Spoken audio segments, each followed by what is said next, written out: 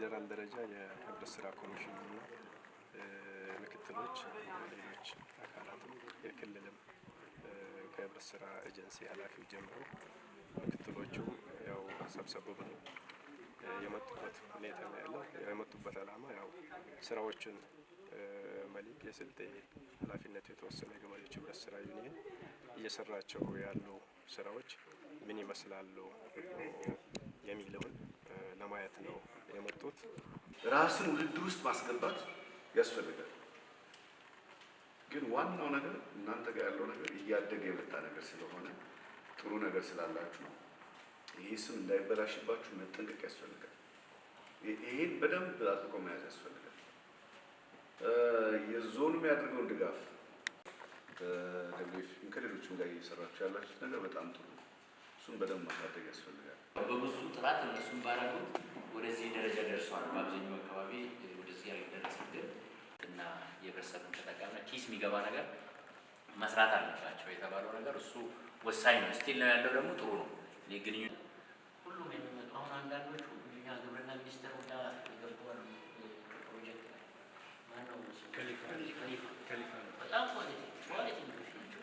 ጎበዞች ሰርተው ሰው ፈጥረው አሸጋግረው ነው የሚሄዱትና ይሄ ሌሎቹ የሚለው ኮሚትመንታቸው በጣም ጥሩ እና እንግዲህ መሊክ በየጊዜው መልካም ተሞክሮ የሚወሰድበት እንደ ክልሉ መልካም ተሞክሮ ከሚወሰድበት ብዙ ሪዞኖች አሉ።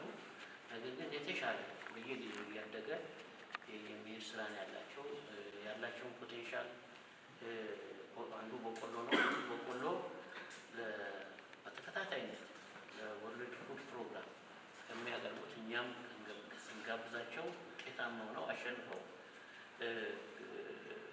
ከሚያቀርቡት ዩኒዮኖች አንዱ መሊክ ስልጤ እና ይሄ በጣም በየጊዜው እያደገ ይመጣል እና ያለው ነገር የአስተዳደሩ ትኩረትና ትብብር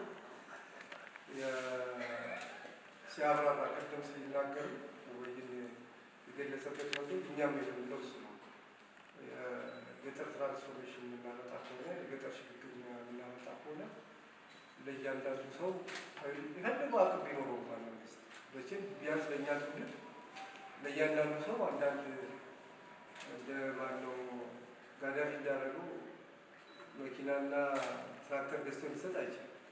ሊያደርግ የሚችለው ነገር ህብረትን ግን መደገፍ፣ የተደራጀውን አካል መደገፍ። ይሄ ለግብርና ትራንስፎርሜሽን ቅድም እሱ እንዳለው መሰረቶች ናቸው።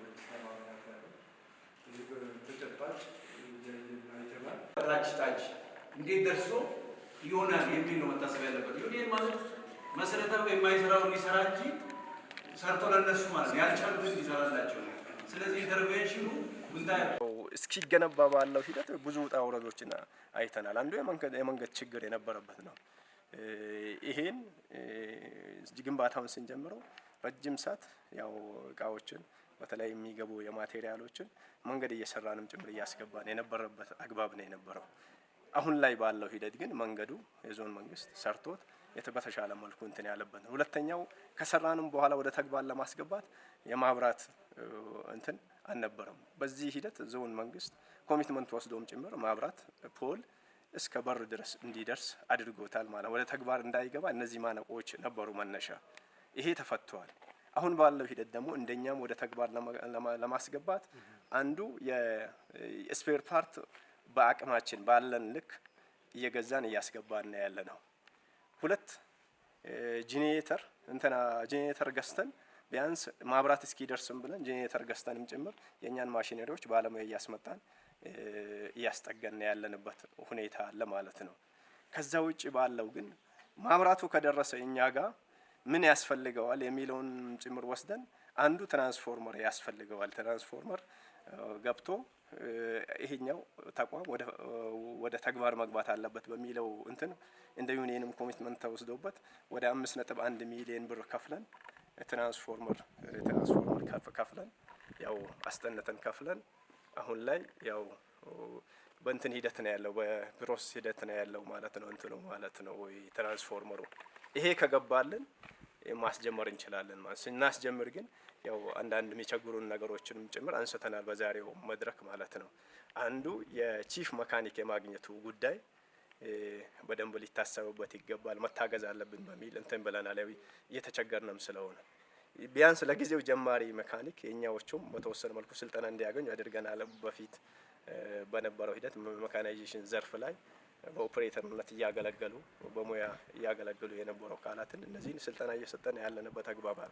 ጎን ለጎን ጀማሪ መካኒክ ከሌሎች ቦታዎች አነጋግረንም ጭምር አሁን ቅጥር ላይ ነው ያለው። ቺፍ መካኒክ ግን ያስፈልጋል። በዚህ ሂደት በስልጠና ሂደት መታገዝ አለብን። በባለሙያ ደረጃ የተሻለ ባለሙያ አግኝተን ይሄን ወደ ተግባር ለማስገባት ባለው ሂደት መታገዝ አለብን በሚል ደረጃ አንስተናል። ሁለተኛው የውስጥ ቁሳቁሱ በራሱ ገንዘብ የሚፈልግ ነው። ብዙ እንትኖችን የሚፈልግ ነው። የውስጥ አቅምህን ብትጠቀሙም ተጨማሪ እገዛዎችን የሚጠይቅ ነው። ትልልቅ ማሽነሪዎች አሉ። እነዚህ በሊዝ ቶርኖች፣ በሊዝ ማሽን የሊዝ ማሽኖች አሉ። እነዚህ ቢያንስ ለማስጀመር እንኳን ቢታሰብ ምን ያክል ይፈጃሉ ተብሎ ሲገመት እስከ 50 ሚሊዮን እስከ 80 ሚሊዮን የሚጠይቁ እንትኖች አሉና ዞሮ ዞሮ በዚህ ሂደት ያው በተቻለ አቅም መታገዝ አለብን በሚል ደረጃ የሳይት ወርኩ ጉዳይ ይሄ ሳይቱ 3 ሄክታር ነው። 100 በ300 ነው። ሳይቱን ለማጠር የአጥር ችግር አለ። በትንሹ ነው ያጠር ነው። እዚህ አካባቢ የሳይቱን ደግሞ በራሱ ማጠር ብቻ አይደለም ሌቭሊንግ ማድረግ ያስፈልጋል። አንዱ አገልግሎት የሚሰጠው ይሄ መካናይዜሽን ሴንተሩ ኦፕሬተሮች ስልጠና የሚወስዱበት ነው። ለዞኑ የዞኑን ተሽከርካሪዎች ሊይዙ የሚችሉ ኦፕሬተሮች ስልጠና ወስደው በተሻለ መልኩ እንትን የሚሄዱበት ነው። ሰርቲፋይ ተደርገው የሚወጡበት ነው። የቲዮሪ አዳራሾች አሉት። አለፍ ብሎ ደግሞ መለማመጃ ሜዳዎች አሉት። ስለዚህ በዚህ ሂደት ሳይቱ ወርኩ ገንዘብ ይፈልግብናል፣ ማስተካከሉ ሂደት ማለት ነው። ስለዚህ አንዱ ትልቁ እንትኑ ማሽነሪዎችን ከመጠገን ባሻገር ይሄ ተቋም የሚኖረው እንትን ወደ ተግባር ሲገባ ለስራ አጥ ወጣቱም ጭምር ትልቅ እገዛ የሚያደርግ ነው ማለት ነው። እኔ አብዱራህማን ሳሉ መሀመድ እባላለሁ። የመሊክ ስልጤ ገበሬዎች ህብረት ስራ ዩኒየን ቦርድ ሰብሳቢ ነኝ። አሁን የዩኒየኑ የቦርድ ሰብሳቢ ሲሆን 2ኛ ዙር ነው። ከዚህ ቀደም ሲልም ከ7 ዓመት በፊት ለ6 ዓመት የዩኒየኑ የቦርድ ሰብሳቢ ሆኜ ሳገለግል ነበረ። ከዛ አሁን በዘንድሮ አዲስ የህብረት ስራ ሪፎርም ተመልሼ ለ2ኛ ዙር የመጣሁት። ከዛ በኋላ አሁን አጭር ጊዜ ነው። መሊክ እንደሚታወቀው በዞኑ ያለ ሁለገብ ብቸኛ ዩኒየን ነው። የዞኑን ቀበሌዎች ያካለለ ነው። ሁሉም ጋር አገልግሎት ይሰጣል። ስለዚህ በዋናነት ዩኒየኑ የተመሰረተው በሁለገብ ሲባል የአርሶ አደሩ ሰብል ግብይት ነው። በግብይትም የግብአት አቅርቦት የግብርና ግብአት አቅርቦት ሲባል ግብይት ሲባል ሰብሉን ያመረተውን ምርት ሰብስቦ ገበያ አፈላልጎ የተሻለ ገበያ መፍጠር ገበያ አፈላልጎ መሸጥ ማለት ነው። ከዛ በኋላ ደግሞ ለምርቱ ምርታማነት የግብርና ግብአት ኬሚካሎችን፣ ምርጥ ዘሮችን አቅርቦት ስራ ይሰራል በሰፊው ማለት ነው። ስለዚህ ከዚህ አንጻር አሁን በዋናነት መሊክ ትኩረት አድርጎ የሚሰራው አባላት ማህበራት ነው። ስለዚህ ከዚህ አንጻር አሁን 2ኛ ዙር ከመጣ በኋላ ሪፎርም እንደ አገር ህብረት ስራ ላይ ሪፎርም ስራ እየተሰራ ያለበት ሁኔታ ነው ያለው። ከዚህ አንጻር አሁን እኔ ከመጣው አሁን 2 ወር አካባቢ ነው። የሪፎርም ስራ አጠናክረን እያስኬድን ያለንበት ሁኔታ አለ። አሰራሩ ላይ ለአባሉ መሊክ ምን ያህል ተደራሽ ነው፣ ከአባሉ ያለው ግንኙነት ምን ያህል እየጨመረ ወይም እየቀነሰ የመጣበት ሁኔታ ብለን ገምግመን ከውስጥ አሰራር ጀምሮ ለምሳሌ የሰው ሀብትና አስተዳደር፣ ፋይናንስ አካባቢ ያሉትን ቦታዎች የዚህ አካል የሪፎርም አካል አድርገናል። አሁን በዚህ 2 ወር ውስጥ ማለት ነው። አሁን ቀጣይ ደግሞ ግብይቱ ምን ይመስላል? ይህ የሚለካው ምንድነው? ግብአት ግብይት ሲለካ በዞኑ ያሉ ማህበራት 92 ማህበራት ናቸው። ስንቱ ናቸው ከዩኒየኑ ግብይት ላይ እየተሳተፉ ያሉት? ስንቱ ናቸው ከግብይት ውጭ ሆነው ያሉት? በሚል የራሱ የሆነ በጀት አዘጋጅተን አዲስ እቅድ አቅደን ቢያንስ 100% ወደ ግብይት ባናስገባ ከ50% በላይ ያለውን አባል ማህበር ግብይት እንዲገባ ለማድረግ ብለን ተንቀሳቅሰን ይህንንም አሳክተናል በዚህ አመት ማለት ነው። ከነበሩበት አሁን ቅድም ውይይቱ ላይ ሲያነሱም ዋናው ታች ያለው ግንኙነት ነው። እንደገና ደግሞ ሁለተኛው የበጀት እጥረት ነው። የገንዘብ የፋይናንስ ችግር ይገጥማል ድሮም ዛሬ። ይህን ለመቅረፍ ከውጭ ከባንኮች ብድር ብቻ ሳይሆን ያሉንን አባላት አቅም መጠቀም የግድ ይላል በሚል ተግባብተን እንደ ቦርድ ሁሉም ወረዳ ላይ ያሉ የቦርድ አመራር በየወረዳቸው ባሉ ማህበራት ሼር ዕጣ የመሰብሰብ ስራ ተሰርቷል በዚህ አመት። ስለዚህ አሁን እኔ ካለሁበት ስራ ሲነሳ አንድ እንትን እስከ 160 ሺህ ብር በመሰብሰብ ከዩኒየኑ 25 ሼር ዕጣ ተጨማሪ በዚህ አመት እንዲገዛ አድርገናል ማለት ነው። 92ቱም በዚህ አግባብ ሄደው ያላቸውን የአባል አቅም ተጠቅመው አቅማቸውን የማጠናከር ስራ ከሰሩ ዩኒየኑንም የኢኮኖሚ የእንትን የፋይናንስ ችግር አይገጥመውም። እነሱም ከዩኒየኑ ተጠቃሚነታቸው እያደገ ይሄዳል ባላቸው ሼር ዕጣ መጠን ስለሚጠቀሙ ማለት ነው። ስለዚህ አሁን ለአሁኗ ሰዓት እኛ በዚህ አጭር ጊዜ የሄድንበት አንድ ውስጥ ስራው ሪፎርም የማድረግ ስራ ሰርተናል። የተሻለ ሰው በመተካት ፋይናንሱ ዘርፍ የሰው ሀብት አስተዳደሩ ሌላም የውስጥ አሰራሩ ማዘመን አለበት። ሰው በሚፈልገው አባላት ሊጠቀሙ በሚፈልጉት ልክ መሊቅ እየጠቀመ ነው ወይስ አይደለም? ፈጣን ምላሽ ከመስጠት አንጻር ለአባላቱ የብድር አገልግሎት ከማቅረብ አንጻር ምን እየሰራ ነው የሚለውን ነገር ከነበረበት የማነቃቃት ስራዎችን ለመስራት እየሞካከርን ያለ ነው። ይሄ ሪፎርም ደግሞ ከዚህ ወደ ታች ለመሄድ አንድ 3 ዩኒየኖችን በዚህ አጭር ጊዜ የልምድ ተሞክሮ ሄደን አይተን መጥተናል። ምን እየሰሩ ነው የተሻሉ ከኛ ያሉ ዩኒየኖች ማለት ነው። ወደ ኦሮሚያም ሲዳማም ሄደናል። ስለዚህ ከዛ ያገኘነው ልምድ ምንድነው? የተሻለ ለመሆን ዩኒየኑ ከዚህ የሚጠበቀው ወደ ታች ያሉ ማህበራት ዘልቆ የመደገፍ ስራ። በአሁኑ ሰዓት ስራ አስኪያጆች አሉ፣ 2 ምክትል ዋና ስራ አስኪያጅ አለ። ከቢሮ ከመቀመጥ ወደ ወረዳ እንዲወጡ ያደረግንበት ሂደት ነው ያለው። በአሁኑ ሰዓት በየወረዳው እየገቡ ይደግፋሉ። የየወረዳው ኤክስቴንሽን ኃላፊዎችን ከግብርና ኤክስቴንሽን ዘርፍ የሚባል አለ። ያንን የሁሉንም ወረዳ የኤክስቴንሽን ኃላፊዎችን በማዕከላችን እንዲሰበሰቡ አድርገን የአበል በጀት አመቻችተን ዩኒየኑና ወረዳዎች ያላቸው ትስስር ምንድን ነው? ምን ይመስላል? ምርጥ ዘር አቅርቦት እስከሰራ ድረስ ዩኒየኑ ካሉት አባላት ማህበራቱ ጋር ያለው ግንኙነትና በሚያካትታቸው አገልግሎት ሊሰጣቸው በተቋቋመባቸው ወረዳዎች ያለው ግንኙነት ምን ይመስላል? ምን አገልግሎት እየሰጠ ነው? በሚል በአሁኑ ሰዓት ከኢትዮጵያ ምርጥ ዘር ድርጅትም ሆነ ከተለያዩ ምርጥ ዘር ድርጅቶች የዞኑ የምርጥ ዘር ሽፋን አቅርቦቱን በተሻለ መንገድ ያንቀሳቀሰ ያለበት ሁኔታ ነው ያለው። ሁሉም ወረዳ ላይ ያሉ ኤክስቴንሽኖች ከዛ በኋላ ሄደው ትልቅ መነቃቃት ተፈጥሮ ውጤታማ የሚባል ስራ እየሰራ ይገኛል። የቦርድ አባል ማለትም የቦርድ አባል ዋነኛ ሚናው ማለትም ይህ እቅድ አለው። ተጠሪነቱ ለጠቅላላ ጉባኤ ነው። ይህንን ዩኒየን ለመሰረተው ጠቅላላ ጉባኤ ተጠሪነቱ ሆኖ አባላትንና ዩኒየኑን የማገናኘት ስራ ነው። እቅድ አለ። ከእቅድ ይነሳል። አሁን እኔ ትልቁ ኃላፊነቴ ወይም ግዴታዬ ዩኒየኑ አመታዊ እቅድ አለ፣ የሰው ሀብት አለ፣ በጀት አለው። እነዚህን ነገሮች በታቀደው በእቅዱ መነሻ ተደርጎ በእቅዱ መሰረት ለታለመለት ዓላማ ውሏል አልዋለም፣ ይህንን መከታተል፣ መገምገም፣ መቆጣጠር ከማቀድ ይጀምራል ማለት ነው። አመታዊ እቅድ አለን። አመታዊ እቅዳችንን ከበጀት ጋር ከሰው ኃይል ጋር አስተሳስረን በተባለለት ጊዜና አግባብ መከናወን አለመከናወኑ በየወሩ ሁልጊዜ በወር በገባ 11 የቦርድ ግምገማ ቀን አለ ማለት ነው። ዩኒየኑ ስራ አስኪያጅ ሪፖርት አጠቃሎ በየወሩ በገባ 11 ለቦርድ አመራሩ ሪፖርት ያቀርባል። ከዛ ሪፖርቱ መነሻ ያሉ ጉድለቶች ካሉ ገምግመን የቀጣይ አቅጣጫ አስቀምጠን የጎደሉ ነገሮች እንዲሟሉ አቅጣጫ ሰጥተን ለቀጣይ ከዛ ከሰጠነው አቅጣጫ መነሻ እየገመገምን ወራዊ ክትትል እያደረግን እንሄዳለን ማለት ነው። በቅርብ ደግሞ የቦርድ ሰብሳቢ በየጊዜው የአይን በአካል የምልከታም ስራ ይሰራል። ያለ ተቋማትን ያሉ ችግሮች ያሉ ጉድለቶች ካሉ አገልግሎት አሰጣጥ ከማህበራት ግንኙነት አለ።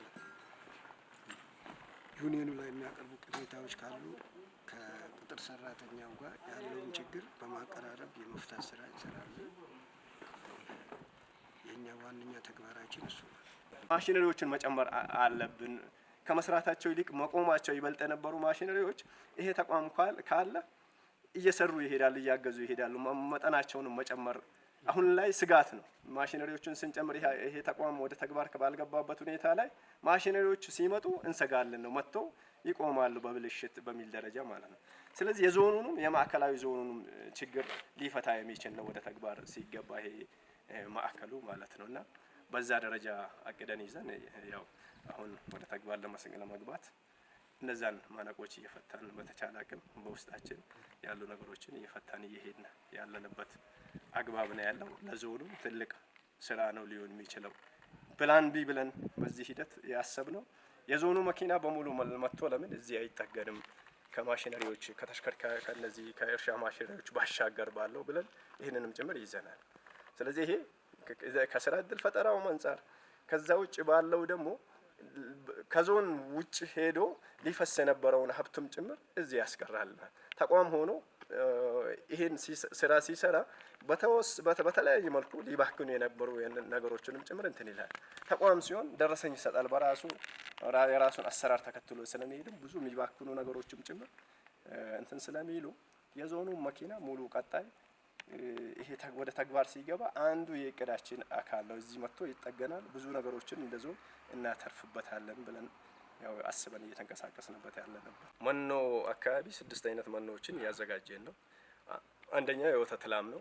ሁለተኛው የፍየል ማሞከት እንትን ነው። ሌላኛው የማድለብ ነው። አራተኛው የጥጃ ነው። አምስተኛው የቄብ ዶሮ ነው። የስድስተኛው የእንቁላል ዶሮ መኖ ነው። ያው ይሄን ተከትለን ደግሞ እዚህ የእንቁላል ጣይ እርባታ ማዕከል እንትን ብለናል። ያው እዚህ ላይ ያው እንደ ዞንም የአካባቢውን ገበያ በማረጋጋት ረገድ ትልቅ ሚና እየተጫወተ ያለበት አግባብ አለ። በየቀኑ ቢያንስ ከ3600 እስከ 3700 እንቁላል ይጣላል። ይሄ ደግሞ ለቅዳሜ ገበያ ለሐሙስ ገበያ ዘሞባቴ ላይ በተመሳሳይ ከሰንበት እስከ ሰንበት ገበያ ከኛ ቢሮ ከዋናው ቢሮ ጎን ሼድ ወስደን ለሚፈልገው አካል ለሻይ ቤትም ይሁን ለምግብ ቤቶች ይሁን ለምን በሚፈልጉበት መጠን በተመጣጣኝ ዋጋ እንዲወስዱ እያደረግን ያለንበት አግባብ አለ። እዚህ ላይ አሁን እናሳድገዋለን። አንዱ ለኛ በቂ ነው ብለን እንትን ብለናል። ጅምር ስራ ነው እንጂ አንዱ ወደ ማህበራት እናወርደዋለን ይሄን ስራ። ሁለት ደግሞ አስፍተነው አሁን አይታችሁት ከነበረ ሌብል አርገነዋል። ቦታው ላይ 2 ሼዶችን ልንጨምር ነው። ቀጣይ እንቁላል የመጣል መጠኑን ጭምር አንዱ ዶሮዎችን በማስገባት የመጨመር ስራ፣ 3 ደግሞ ፓራንት ስቶክ ቢያንስ ጫጩት ማስፈልፈያን እንትን ብለንም ጭምር ወደ ታች ልናሰራጭ የምንችልበትን ሁኔታ ተከትለን እንሄዳለን በሚል ይዘናል። የቀጣይ እቅዱም ላይ አንዱ የዞኑ ችግር ብለን የለየ ነው አንዱ የወተት ሀብት ላይ ነው። ፕሮጀክት ጨርሰን አሁን ላይ መሬት በመጠየቅ ሂደት ነው ያለ ነው። አንዱ ጎን ቢያንስ እዚሁ ዙሪያ ላይ የወተት ሀብት እርባታ ቦታ ተሰጥቶን እዚህ ላይ ብንገባ አንዱ እንደ ዞኑም ያለውን ችግር ለመፍታት በተሻለ ሁኔታ የወተት ሀብቱ እንዲያድግ ለማድረግ አስተዋጽኦ ያደርጋል ብለን የያዝነው እንትን ነው። ከዛ ውጭ ባለው እንደ ጥቅል ያው ዩኒየኑ የሚሰራቸው ስራዎች እነዚህን ብቻ አይደለም። ጎን ለጎን ከወቅታዊ ስራዎች ጋር ተያይዞ ለአርሶ አደሩ አንዱ ምን ያስፈልገዋል በሚል ያው አንዱ የግብይት ስራችን ተጠበቀ ሆኖ ግብዓት የማቅረቡ ስራ እየተሰራ ነው ያለው። አንዱ ማዳበሪያ የማቅረቡን ስራ አፍጥነን ባለው ሂደት የያዝነው እያስገባን ያለ አሁን እስካሁን ባለው ወደ 62890 ኩንታል እንትን ለመስኖና ለጸደይ እንትን በተወሰነ መልኩ ደጋ ላይ ላሉ ደጋ ወረዳዎች ለበልግ የሚሆን ማዳበሪያ አሰራጭተናል። ከዛ ባሻገር ባለው ምርጥ ዘር 4000 ኩንታል አቀርበናል። ይሄን በገንዘብ ሲተመን ወደ 85 ሚሊዮን ይገመታል። ያው እያመጣን እያሰራጨን ነው እየሄድን ያለ ነው። አንዱ ምርጥ ዘር ላይ ስንገባ አንዱ አርሶ አደሩ በጊዜው እንዲያገኝ በጥራት እንዲያገኝ ከዛ ውጭ ባለው ደግሞ በተመጣጣኝ ዋጋ እንዲያገኝ ከማሰብ አንጻር እንጂ ምርጥ ዘር ላይ በምትገኘው ነገር ራሳችን እናኖራለን ወይም ተቋሙን እናኖራለን በሚል እሳቤ አይደለም። ይሄን ከዞን ግብርና መምሪያም ጋር ተቀናጅተን እየሰራን ያለንበት አግባብ አለ። በዚህ ሂደት ወረዳዎቹም ጭምር ተጠናክረው እንዲሄዱ የወረዳ የግብርና ኤክስቴንሽን ዘርፍ ኃላፊዎችንም ጭምር እዚህ ድረስ ጠርተንም ጭምር ስልጠና ነክ ግምገማዎችን ሰጥተን ተግባብተን ጭምር ገብተው በዛ ልክ ፈጥኖ አርሶ አደሩ ምርጥ ዘርና ማዳበሪያ እንዲይዝ እያደረግን ያለንበት አግባብ ነው ያለው። ጎን ለጎን የጓሮ አትክልት እነዚህ ኬሚካሎች ያው ራሱን የቻለ ማሸጫ ማዕከልም ስላለን እነዚህንም ጭምር አርሶ አደሩ በጊዜው አውቆ እዚህ መኖሩን በጥራት መኖሩን አውቆም ጭምር እንዲሄድ በማድረጉ ረገድ ዞሮ እንደ ጥቅል ያው እንደ ዞን ተቀናጅተን እየሄድን ያለንበት አግባብም ስላለ ቀጣይ አርሶ አደሩን በመለወጡ ረገድ ዩኒየኑ የተሻሉ ስራዎችን እየሰራ ይሄዳል። አሁን የተሰሩ ስራዎች በቂ ናቸው ወይም ማህበረሰቡን ወይም አባሉን እያረኩ ነው የሚል አይደለም። ቀጣይ የተሻሉ ስራዎችንም ጭምር ስራዎችን አጠናክረን እየሄድን ወደ ውጤት በመቀየር የተሻለ ነገር እንደ ዞን ለማህበረሰቡ እየፈጠርን እንሄዳለን የሚል እሳቤ ነው ያለው። እናመሰግናለን።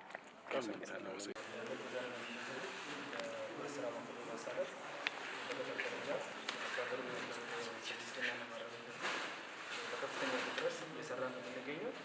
እንግዲህ የሞዴል ነው ብለን የምንወስደው የመሊክ ገበሬዎች ህብረት ስራ ዩኒየን በጣም አንጋፋ ማህበራችን ነው። ከ100 ሺህ በላይ አባላት ያሉት ማህበር ነው። ካፒታሉ እንደዚህ ከመቶ ሚሊዮን በላይ ካፒታል አለው እና አንድ የቴክኖሎጂ ምንጭም እንዲሆን የአርሶ አደሩም ቴክኖሎጂ ከማሳደር ባሻገር የግብይት ማዕከል እንዲሆን ቴክኖሎጂ ማዕከል እንዲሆን ቀደም እየሰራ ነው የምንገኘው።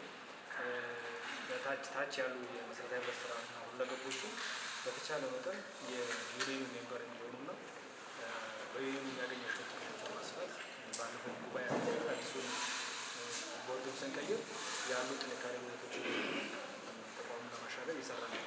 እንግዲህ ቅድም ስታነሱት የነበረው የእኛም ትልቅ ኮንሰርን ነው።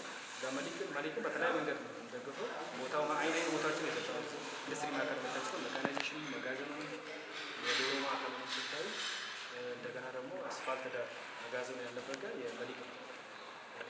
ሌሎቹም አካባቢዎች አሁን ቦታ እንዲወስድ ይፈልጋል። እናመሰግናለን። እስቲ በትምህርት እንጀምር። ስሜ ሸምሰዲን ናስር ይባላል። እኔ ከስልጤ ኃላፊነት የተወሰነ ገበሬ ገበሬዎች ህብረት ስራ ስራ ያው በመጡበት ሂደት ያው አምስቱም ግቢዎች ላይ ያሉ ነገሮችን እየተሰሩ ያሉ ስራዎችን መጎብኘት ወይም ማየት ችለዋል ማለት ነው። ምንድን ናቸው አሁን አምስቱ አካባቢዎች የእናንተ የልማት ሳይቶች ናቸው? ምንድን ናቸው የሚሰሩት? አንደኛው ያው ዋናው ግቢ የታየው የግብይት ማዕከላችን ነው። በዋናነት ያው አንዱ የአርሶ አደር ዩኒየኑ ከአባል ማህበራት ጋር የግብይት ስራ ይሰራል።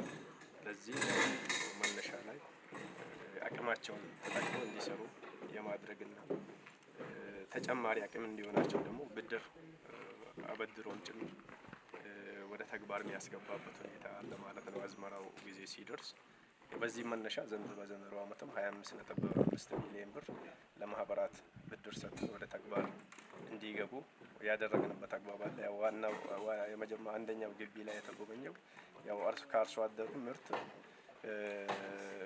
ብድር ወስደው ወይም አቅማቸውን ተጠቅሞ ወደዚህ ካመጡ በኋላ ምን ይመስላል፣ ምን ያክል መጥተዋል የሚለው ነው።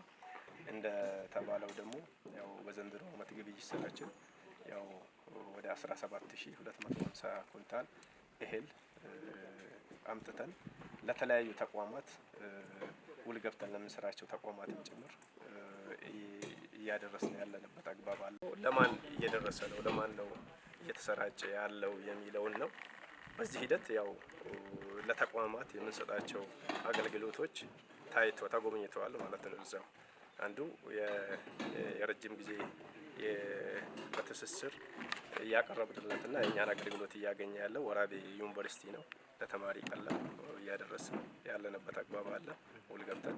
ሌላኛው ሃይራንዚ ነው። ለሃይራንዚ ተማሪዎች ያው ቀለብ እኛ ጋር ተዘጋጅቶ እየሄደ ያለበት አግባብ አለ። ከዛ ውጭ ማረሚያ ተቋም እነዚህ ከሸማች ጋር በትስስር የሚሰሩ ስራዎች በሙሉ አንዱ በጥሬነት፣ ሁለት ደግሞ እሴት ጨምረን የምንሰራቸው ስራዎች የግብይት ስራዎቻችን እዛው ማዕከል ላይ ተጎብኝተዋል ማለት ነው። አንደኛው ግቢ ላይ ሌላኛው ግቢ ላይ የመኖ ምጥን መኖ ማቀነባበሪያ ፋብሪካ ነው። ያው እሱ ላይ 6 አይነት መኖዎች ይዘጋጃሉ እንደ ተቋም። እሱ ላይ ያንን መነሻ ተደርጎ ያው ተጎብኝተዋል። ያው በዚህ ሂደት ያው በተሻለ መልኩ መኖዎችን ለማምረት እየተደረጉ ያሉ ሂደቶች አሉ። ያው በአምናው ዓመትም በዘንድሮ ዓመት 21000 ኩንታል ምጥን መኖ ለማምረት አቅደን እስካሁን ባለው ወደ 6000 ኩንታል ምጥን መኖ አምርተን እያሰራጨን ያለንበት ነው አለ። በይበልጥ እዚህ ላይ የጀማመርናቸው ስራዎች አሉ። ከጥራት ጋር ፋብሪካውን ዘመናዊ ከማድረግ ጋር ተያይዞ የሚቀሩን ስራዎች ስለነበሩ ይህን በዘንድሮ ዓመት አጠቃላይ ውስጡን አዘምነን የተሻለ ጥራት ያለው መኖ የተሻለ ውጤት ሊሰጥ የሚችል መኖም ጭምር አዘጋጅተን የፋብሪካው የማምረት አቅሙም ጭምር ከፍተኛ አድርገ ነው የአርሶ አደሩን ችግር በተለይ በእርባታው ዘርፍ ላይ ያሉ ችግሮችን እንፈታለን ብለን እየተንቀሳቀስንበት ያለንበት አግባብ አለ ማለት ነው። ሶስተኛው የተጎበኘውም ግቢ በራሱ የሜካናይዜሽን ሴንተር ማዕከሉ የግብርና ሜካናይዜሽን ማዕከሉ ነው። ያው እሱ ላይ አንዱ ለእኛ በፊትም ገብተን አሁን ላይ አጠናክረን እየሄድንበት ያለው የአገልግሎት ዘርፉ ነው። ይሄ ምንድነው? የአገልግሎት ዘርፉ የሚባለው ማሽነሪዎችን ይዞ የማረስ፣ የመከስከስ፣ የመዝራት፣ የማጨድ ምርት እንዲሰበሰብ የማድረጉ ስራዎች በፊት ጀምረናል። አሁን ላይ አጠናክረን ማሽነሪዎችን በመጨመር አጠናክረን እየሄድን ያለንበት አግባብ አለ። ለነዚህ ማሽነሪዎች ቁጥሩን ለማስፋት ብዙውን ጊዜ የኛ ማሽነሪዎች ውስን ናቸው። እነዚህን ማሽነሪዎች ለመጨመር ለማስፋት አንዱ ማነቆ የነበረው እንደ ዞንም እንደ ዩኒየንም ለማስፋት አስፍቶ ለመሄድ እነዚህን ማሽነሪዎች መጠገኛ ማዕከል አልነበራቸውም፣ ገራዥ ማለት ነው። ሁለተኛው ስፔር ፓርት እጦች ችግር ነበረ። ለእኛም ማሽነሪዎች በዚህ ልክ ይሄ ችግር ከገጠመን ማሽነሪዎችን ከመጨመር ይልቅ ማዕከሉ ተገንብቶ ለዞኑም ላሉ አርሶ አደሮች በዙሪያው ላለውም ዞን አገልግሎት ይሰጣልና ቅድመ መስፈርት ማሽነሪዎችን መጠን ከመጨመር ለማሽነሪዎች የሚያስፈልግ ተቋም መስራት አለብን በሚል ያው ይሄን መካናይዜሽን የግብርና መካናይዜሽን ማዕከል ግንባታን ያው ከቅርብ ጊዜ ጀምሮ ያው እሳቤውን ከዞን ግብርናም ጋር ከዞን መንግስትም ጋር በመቀናጀት ኤቲአይ የሚባል ድርጅት ከሱም ጋር በመቀናጀት በኮስት ሼሪንግ ሰርተን አሁን ወደ ተግባር እንዲገባ እያደረግን ያለንበት አግባብ አለ ማለት ነው።